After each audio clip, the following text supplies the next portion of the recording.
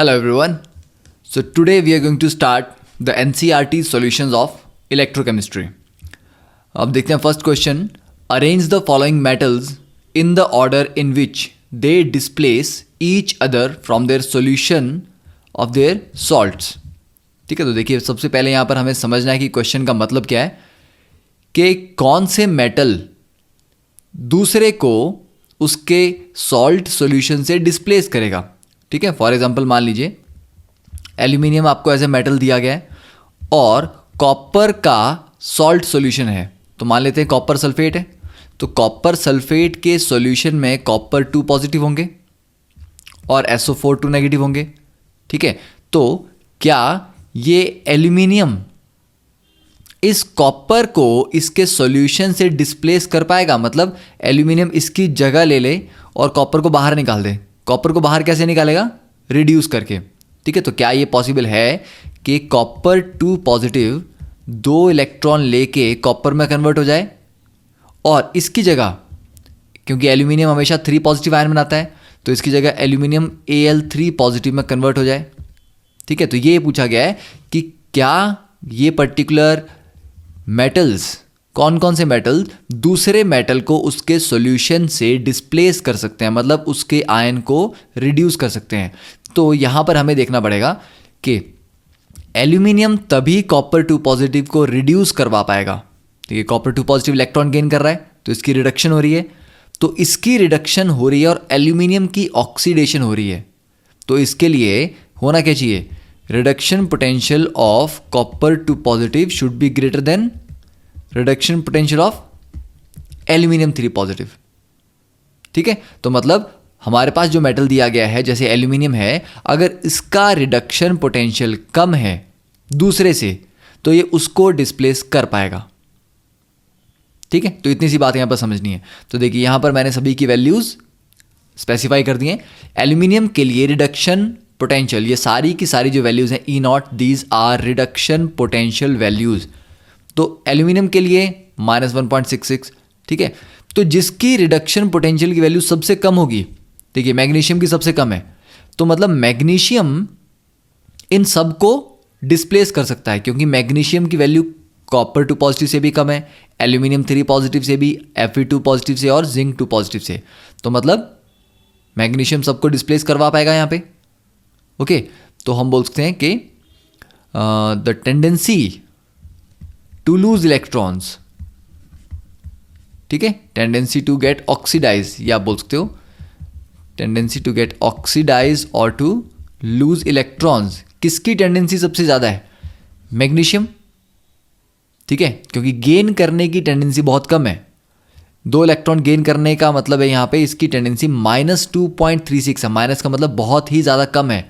तो उल्टा रिएक्शन कर देंगे कि मैग्नीशियम से Mg2 पॉजिटिव बन रहा है तो प्लस 2.36 आ जाएगी, और जितनी हाई वैल्यू उतनी हाई टेंडेंसी. तो मतलब इसकी इलेक्ट्रॉन लूज करने की टेंडेंसी ज़्यादा है क्योंकि रिडक्शन पोटेंशियल सबसे कम है. तो मैग्नीशियम सबसे इजीली रिड्यूस लूज करेगा इलेक्ट्रॉन्स. मैग्नीशियम के बाद -1.66, उसके बाद एल्यूमिनियम लूज करेगा. एल्यूमिनियम के बाद कौन लूज करेगा? जिंक. जिंक के बाद Fe2 पॉजिटिव मतलब आयरन लूज करेगा, और उसके बाद कौन आएगा हमारे पास? कॉपर. ओके, सो कॉपर की लूज करने की टेंडेंसी सबसे एंड में है. तो डिस्प्लेस करने की क्या? मैग्नीशियम सबसे जल्दी लूज करेगा तो सबसे अच्छे से डिस्प्लेस करेगा. ठीक है, तो हमें क्या करना है? Writing the order in which they displace. तो सबसे पहले कौन डिस्प्लेस करता है? ओके, यही ऑर्डर होगा क्योंकि मैग्नीशियम ही सबसे पहले डिस्प्लेस करेगा. Can displace all that are behind it. तो मतलब मैग्नीशियम इन सबको डिस्प्लेस कर सकता है. एल्यूमिनियम इन तीनों को डिस्प्लेस कर सकता है, जिंक इन दोनों को डिस्प्लेस कर सकता है, और आयरन सिर्फ कॉपर को डिस्प्लेस कर सकता है. ओके, तो ये आपको ध्यान रखना है. अब देखिए second question, given the standard electrode potentials. तो यहाँ पर स्टैंडर्ड का मतलब है कि रिडक्शन पोटेंशियल दिए गए हैं, क्योंकि K पॉजिटिव से K में जा रहा है, मतलब इलेक्ट्रॉन गेन हो रहा है, तो ये सारी वैल्यू रिडक्शन पोटेंशियल्स की हैं, ठीक है। ये सभी इलेक्ट्रॉन गेन को रिप्रेजेंट कर रहे हैं। तो रिडक्शन पोटेंशियल हमारे पास दिए गए हैं। Arrange these metals in their increasing order of reducing power. अब देखिए, आपको पता होगा कि reducing power is inversely proportional to reduction potential, और वैसे ही oxidising power is inversely proportional to oxidation potential, ठीक है। ऐसा क्यों होता है? क्योंकि रिड्यूसिंग पावर का मतलब है कितने अच्छे से आप दूसरे को रिड्यूस करवा पाओगे। दूसरे को रिड्यूस करने का मतलब है कि दूसरे से इलेक्ट्रॉन गेन करवाने हैं, तो खुद क्या करने पड़ेंगे? लूज करने पड़ेंगे, ठीक है। तो खुद लूज करेंगे तो उस स्पीशीज का ऑक्सीडेशन पोटेंशियल हाई होना चाहिए, रिडक्शन लो होना चाहिए। तो आप ये भी बोलते हो कि रिडक्शन या reducing power is directly proportional to oxidation potential. जितनी जल्दी खुद लूज करेगा उतनी जल्दी दूसरों को गेन करवाएगा, ठीक है। तो oxidising power is directly proportional to reduction potential. तो बस इसके अकॉर्डिंग हम यहां पर आंसर लिख सकते हैं कि increasing order of reducing power, तो increasing order of reducing power में आएगा, देखिए जिसका रिडक्शन पोटेंशियल सबसे कम उसकी रिडक्शन पावर सबसे ज़्यादा। तो रिडक्शन पोटेंशियल सबसे ज़्यादा किसका है? सबसे ज़्यादा वैल्यू यहाँ पर है सिल्वर की, तो सिल्वर आएगा सबसे पहले, ठीक है। और सिल्वर के बाद उससे छोटी वैल्यू है मरकरी की, तो यहाँ पर उसके बाद आएगा मरकरी, उसके बाद आएगा chromium, then magnesium, then potassium. तो इस ऑर्डर में इनकी रिड्यूसिंग पावर होगी, ओके। अब देखिए third quiz, depict the galvanic cell in which the reaction zinc solid plus 2 silver positive gives you zinc 2 positive plus 2 silver solid takes place. Further show which of the electrode is negatively charge the carriers of the current in the cell.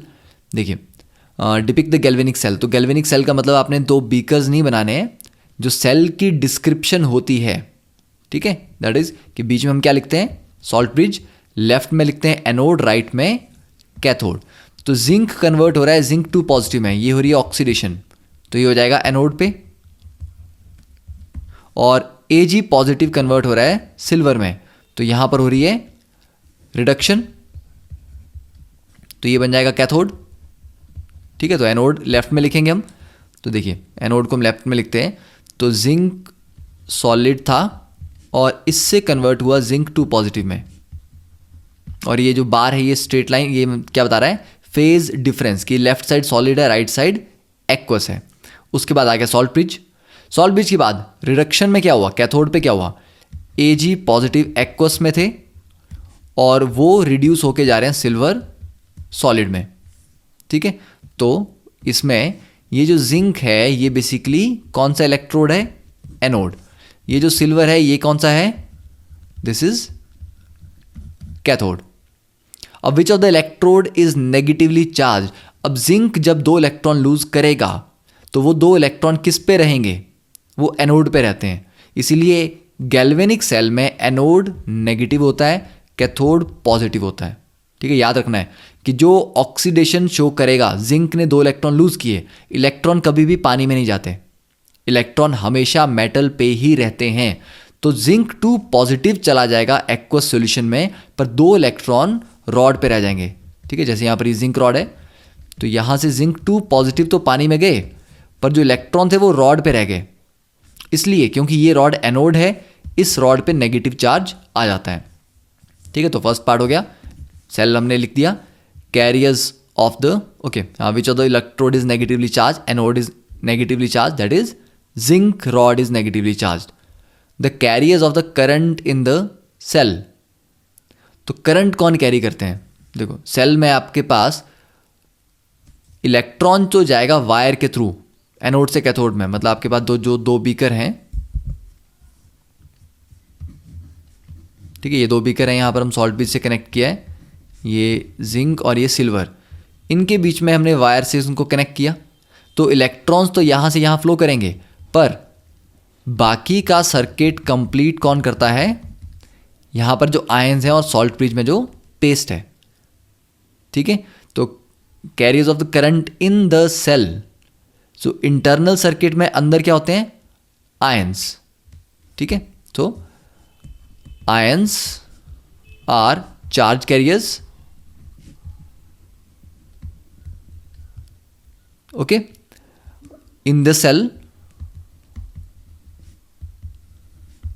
and electrons flow from zinc to silver through the metallic wire। तो electrons हमेशा metal पे ही रहेंगे, metallic wire पे ही travel करेंगे, electrons कभी भी पानी में नहीं जाएंगे। तो यहाँ से यहाँ तो इलेक्ट्रॉन चले गए, और यहाँ पर जो आयंस थे उनका फ्लो होगा सॉल्ट ब्रिज से दोनों बीकर्स की तरफ। तो वो वाला पार्ट, जो नेक्स्ट पार्ट जो है सर्किट का, वो कंप्लीट करेंगे। तो यहाँ से यहाँ का पार्ट आयंस कंप्लीट कर रहे हैं सर्किट का, और उसके आगे इलेक्ट्रॉन्स कंप्लीट कर रहे हैं, तो सर्किट कंप्लीट हो गया। Then individual reaction at each electrode, देखिए तो एनोड पे क्या होगा, ऑक्सीडेशन, तो एनोड को लिख सकते हैं हम, ठीक है। एनोड पे क्या है, जिंक सॉलिड कन्वर्ट हो रहा है zinc to positive plus 2 electrons में, और कैथोड पे रिडक्शन होगी, तो Ag positive plus electron gives you silver. अब दोनों बैलेंस होने चाहिए, जितने इलेक्ट्रॉन लूज हुए उतने ही गेन होने चाहिए। तो जिंक में 2 लूज हुए तो सिल्वर में 2 गेन होंगे, तो इसको 2 से मल्टीप्लाई करेंगे पूरी इक्वेशन को। Now it is a balanced equation, और आप ऐड करें तो इलेक्ट्रॉन्स कैंसिल हो जाते हैं। तो zinc solid plus 2 Ag positive aqueous gives you zinc 2 positive aqueous plus 2 silver solid. This is the net reaction. Okay, so that completes the question number 3. Next question we will start in the next lecture.